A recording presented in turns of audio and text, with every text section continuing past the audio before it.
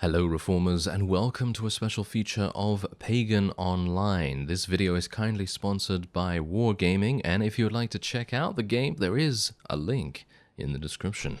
Now, this game is releasing to Steam Early Access basically right now, so as soon as you're seeing this video, it's probably already released on Early Access, and I'm playing on a testing environment at the moment, and personally, I don't want to be. I want to be playing the early access version right now because I love this game. I really do. I really love this game, and I am excited like no one's business about playing the actual release on Steam. I am going to be playing this in my spare time, and you'll see exactly why I am really excited about this. I'm currently playing as a berserker. This is one of three founding classes that you can basically choose at the very beginning of the game, and I chose the berserker. You can also choose between the where is it now? This girl as well. You can choose Anya. She is a life leecher, ranged intelligence whip using character. She's got all kinds of amazing abilities, as you can see right here. And then you can also choose between Istok. So you have Kingowich right here. You have Anya, and then you have Istok. One is a DPS melee kind of character, that's the Berserker. Then you have the ranged character, which is Anya, and then you have the tank, which is Istok. They all have different abilities that you can see previews of here, as you can see. And the most cool thing about this game is that there are no loot boxes. It is controlled with WASD, so you're not using your mouse to click, right? And there's a reason for that. The developers want to make it so that the game is as skill-based as possible. And usually, if you're playing another action RPG, for example, and you are wanting to avoid something on the floor, but you still want to continue attacking, it's kind of difficult. You know, it's kind of difficult to do that because you have to move your mouse away. So let's say this pillar is the enemy. So I'm attacking the enemy, and then there's something that I need to avoid. I'm going to need to move my mouse over here and click, like this way. But I'm using my WASD right now, and I can actually just continue attacking. I can continue attacking all the way around here, so I can just use my WASD to do that. And that's exactly the reasoning for their choice. And it's working really well, in my opinion. It works so well in the game itself.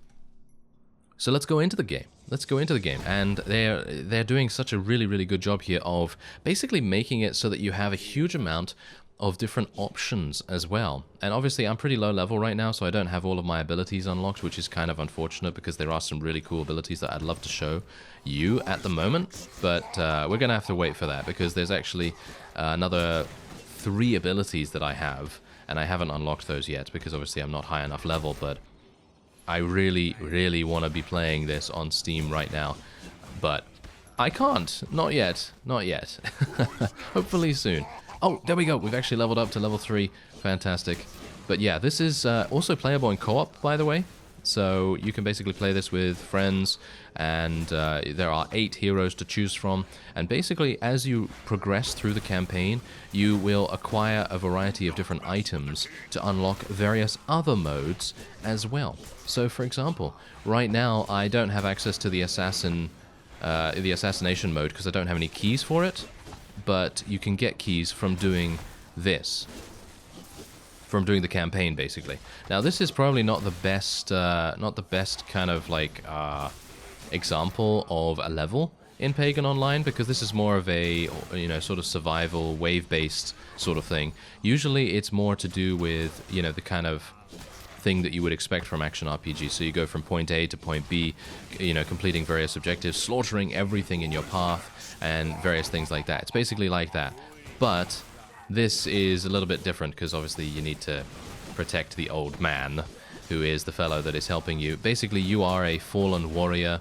You have basically gone into the afterlife, but you are tasked with helping rid the land of all of these evil denizens because the gods have like disappeared and they're not actually wanting to help out. And this is based in Slavic mythology as well, by the way. So if you're into Slavic mythology or into mythology in general, then you're probably going to have a fun time here. And basically what I would say is the WASD, it feels good. You know, it actually feels good because I wouldn't have expected that. You know, I actually would not have expected that at all. I actually would have expected it to be kind of hard to use, but it's actually not. And that's kind of amazing, in my opinion. I feel like that's really, really pretty cool. And I hope... Oh, I'm going to have to use a health potion. Yeah, I had to use a health potion there. I really didn't want to because I wanted to complete the additional objective. But, yeah, that just shows. It's because I'm talking, I think. It's because I'm talking and I'm not able to concentrate as effectively. But you can kind of see what the whole deal about it is. So I'm going to just try and avoid getting myself murdered here. And I'm just going to try and use as many of my abilities as I can. And we'll just try and murder him. There we go. Yeah, there we are. Nice. All right, so the old man was completing his particular little thing there, and now we have a huge amount of different items as well. And the cool thing about this, there's auto loot. So anytime you go close to some gold or some crafting ingredients, because there is a crafting system as well, then you are going to be picking that up immediately, which is really, really nice. Otherwise, you can just pick up items, you know, just the old-fashioned way, just clicking on it, and it works, you know, as you would expect, obviously. So the cool thing, otherwise, about this, I mean, there are many cool things about this game that I am absolutely loving at the moment. I'm actually going to go for some more armor rating from this. I already have a pretty decent weapon, but maybe I can find something a little bit better. Dexterity? Do I really need dexterity? Not entirely sure about that at the moment, but what I am going to do is I'm going to continue just looking through this. Oh, strength. I need strength. Yes, give me that. Thank you very much. And let's get some more armor rating. Sounds good to me. And let's equip that. There are a wide variety of different things you can equip as well. As you can see, there are 2 ring slots here, so if I find some rings, then it might be kind of nice for me to get that too. I am going to need to also have a look at the materials here. So as you can see, you have a vault, you have recipes, and then you have materials. These materials are used for crafting additional weapons. As you can see, defense-based crafting card used for crafting weapons, and it gives you overall defense, maximum health, armor, regeneration, and so on and so forth. And there are a variety of different other materials that you can also scavenge. Now, as I was about to mention before I went into my inventory, you can basically get from the campaign these things called shards. And there are a variety of different shards that you can gain. Now, here's the thing. You need these shards to be able to unlock additional heroes. So for example, if you are playing like me and you're playing with the Berserker, you unlock him for free, obviously. You unlock him for absolute free. You know, it's your starting hero and all that stuff. But as you go through the campaign, you're going to be getting even more of these shards, and you're going to be able to unlock more of the additional heroes for you to play. And that's the whole point. There are 8 heroes total, and they all have their own progression systems. They all have their own progression systems. They all have their own gear and everything. And it is definitely encouraged to play a wide variety of different classes because they are all each individually very, very unique. And so we're going to see what else happens here. Well done, hero. We have it. We have the Drevna Kutia. Oh, there we go. We came here for a special item. And it seems like it has worked. So the battle is complete. As I said, this is probably not the best example of a level in Pagan Online, but we're going to be finding that out very, very soon. Hopefully the next one is going to be a little bit different. But as you can see, look, assassination battles are a great way to scavenge up hero shards and things like that. So if I actually go into the hero forge here, because this is what you actually need to do to be able to forge additional heroes, and as you can see, most of them require 50 shards. I already have 1 shard for Lucian right here. He's a powerful ranged caster who smites foes with fire and lightning spells, and he also wields an arcane quarterstaff, and his primary damage attribute is intelligence, of course. Now you can see a little bit of lore about him on the left, and you can see what he's actually able to use. Sunfire and lightning he uses, and you can see all of his previews and things like that. Now, here's the thing. Each one of these heroes has a variety of skins as well, and bear in mind, this is a pay-to-play game. This is not free-to-play. This is pay-to-play. There are no loot boxes or anything like that. And you can see here the skins. Oh yes, there's a plague doctor.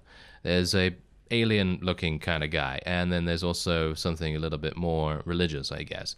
And these are all fantastic. These are all for shards. These are all for shards. So you can see that. It's just all in-game. You can get it all in-game, anytime you want. And it's a really good business model, in my opinion. I think that's really, really cool, because I don't think anyone wants to continually open loot boxes all the time. I think that's it's kind of a thing that people have not really appreciated the last couple of years. But anyway, as you can see, we're just going through a couple of the skins here. There are some really, really cool ones. And who knows, maybe they'll release some more as time goes on as well. Anyway, yes, as you can see, there are also pets. There are also pets that you can get. Unfortunately, we don't have any pets at the moment. Can I get anything cool for my berserker here? Ooh, demon skin looks cool, actually. Very expensive, though. Very expensive. And then, of course, you have different colors. Different color palettes as well. So, yeah, that's also unlocked with gold. So you don't actually need to spend these very, very lucrative shards. You don't need to do that. You just need to spend gold to unlock additional things there. And then, of course, you have progression. You have all kinds of different stats and everything. And, yeah, so there's that too. Anyway, I would like to go to the merchant, if at all possible. There is a vendor. Unfortunately, I need to finish the quest for Debog to unlock him. So that's kind of unfortunate, but oh well, never mind. Let's go over and speak to the blacksmith. Even though I knew it wasn't Igman, actually being near the Kutia, it's incredible. I've been hearing tales of it since I was a little girl. Never thought I'd see it with my own eyes. The Drevna Kutia was meant to aid humanity in desperate times. And times don't get more desperate than this. Place it on the pedestal, hero.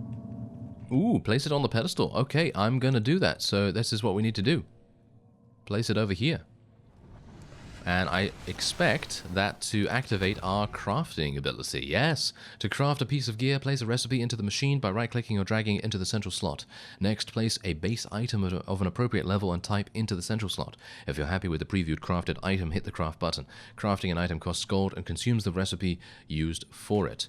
Every time you craft a piece of gear, crafting experience is awarded to your profile. When you gain enough crafting experience, your craftsman level will go up. With the new craftsman levels, you'll be able to craft more powerful gear with greater stat bonuses. The process of crafting legendary gear is known as legendary crafting. To craft legendary equipment, you'll need to obtain a specific legendary blueprint. Blueprints can be obtained from enemy drops during battle or as a reward for completing missions or assassination battles. And as I say, there are a wide variety of different modes as well. So it's not just the campaign that you're playing. You can also play survival, and you can also play assassinations, and I think there are going to be a couple of others as well. Anyway, every blueprint requires... I said that. Blueprint. Yeah, no. It's a blueprint, thank you.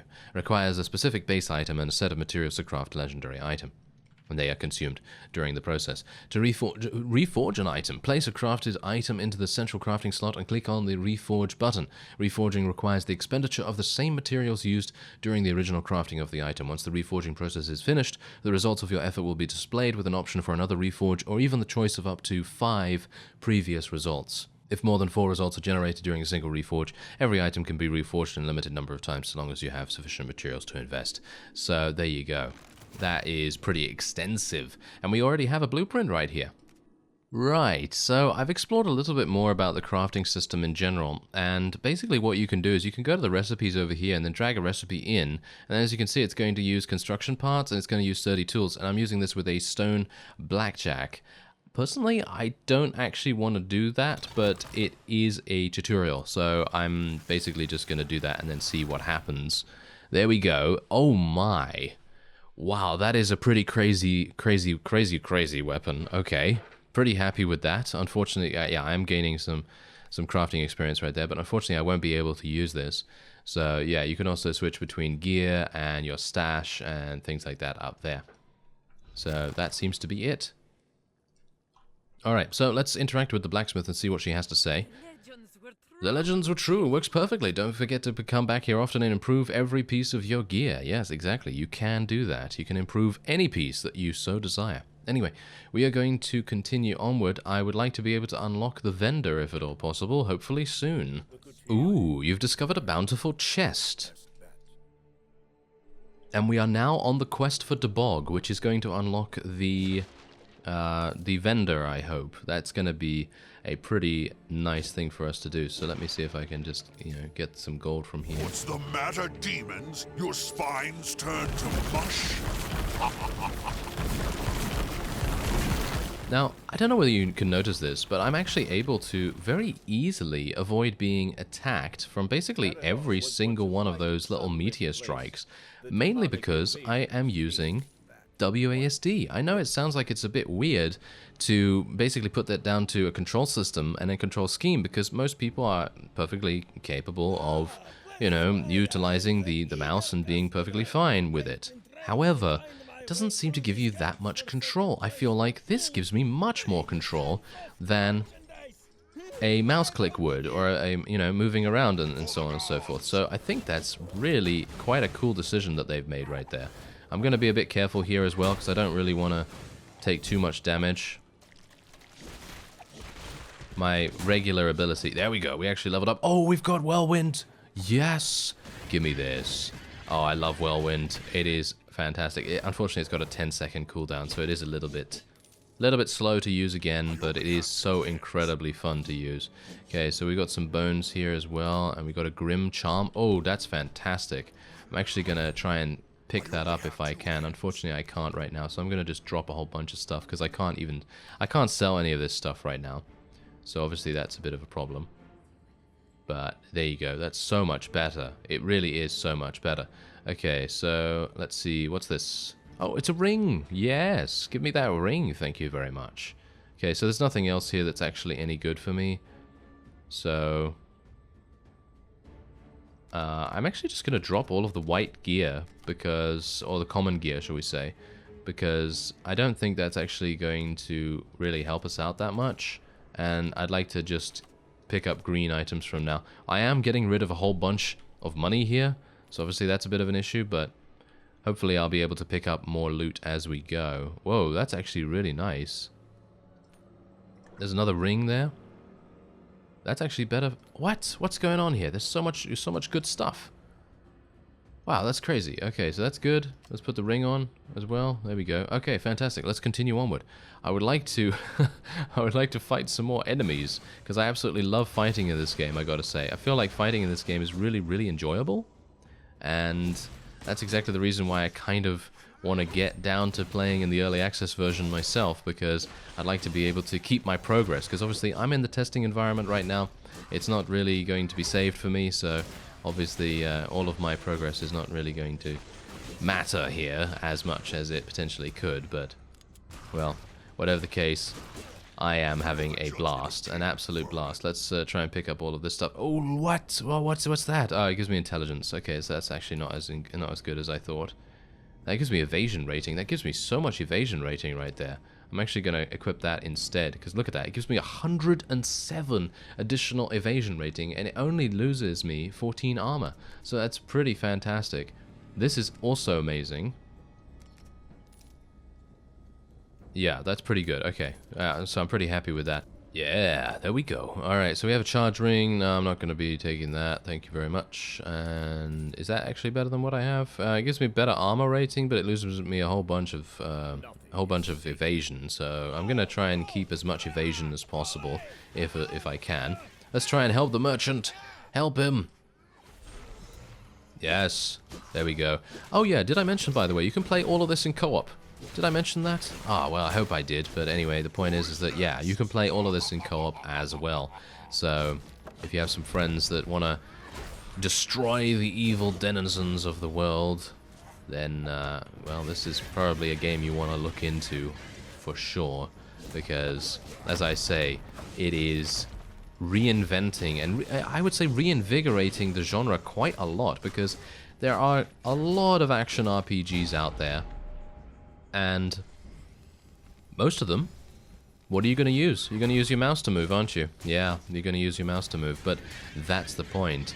They are making this much, much more fast-paced as well, because I'm able to very easily avoid attacks like this.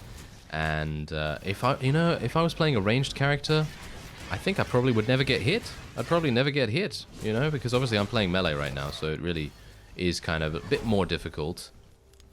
but I can imagine playing a ranged character would be much easier in regards to not getting hit. Okay, yeah, let's try not to die, please. Let's try not to die. Okay, let's see if I can maybe do a little bit of extra damage here as well. There we go. Try and charge after him.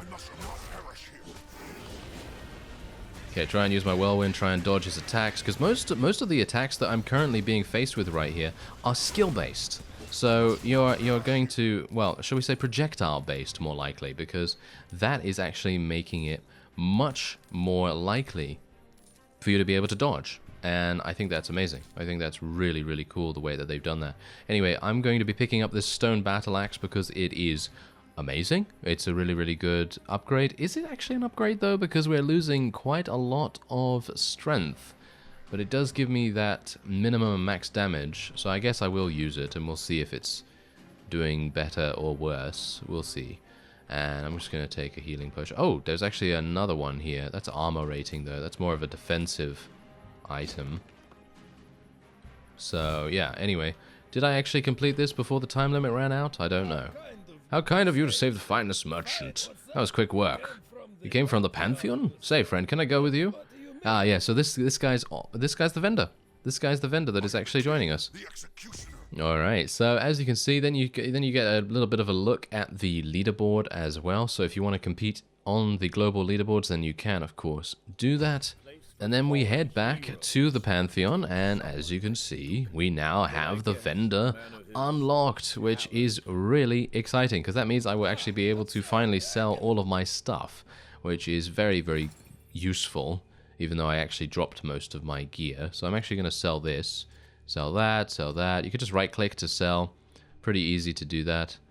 Sell this, and sell that, and is this actually good? No, that's fine. I think I could probably sell most of this, to be honest. And armor rating, no, I can sell that. There we go. Okay, so absolutely everything has been sold, and we gained a pretty suitable amount of cash. And now I can... Oh, what's this? The card pack quick bar icon displays the progress you've made with obtaining a card pack. Hover over the icon to learn more about it. Oh, a card pack is ready to claim. Oh, it's a login pack. Okay, so yeah, there's also, of course, because this isn't free to play, it's pay to play, you're going to be getting card packs every time you log in, it seems. Or at the very least, you're going to be getting some of these. And these are crafting materials, from what I can tell. Yeah, look at that. Epic crafting material. Ooh, that's really exciting, actually. I'd like to be able to craft an epic weapon at some point. Obviously, I'm at level 4 at the moment, so I'm probably not going to be able to get an epic weapon just yet, but hopefully soon. Anyway, I think we will go into another battle here. Or at the very least, we will take a look at the battle gate. Now, this is obviously where you can take a look at the various acts right here. Actually, there are a huge amount. There are... What is that? That's 8. Ah, there's 8 acts?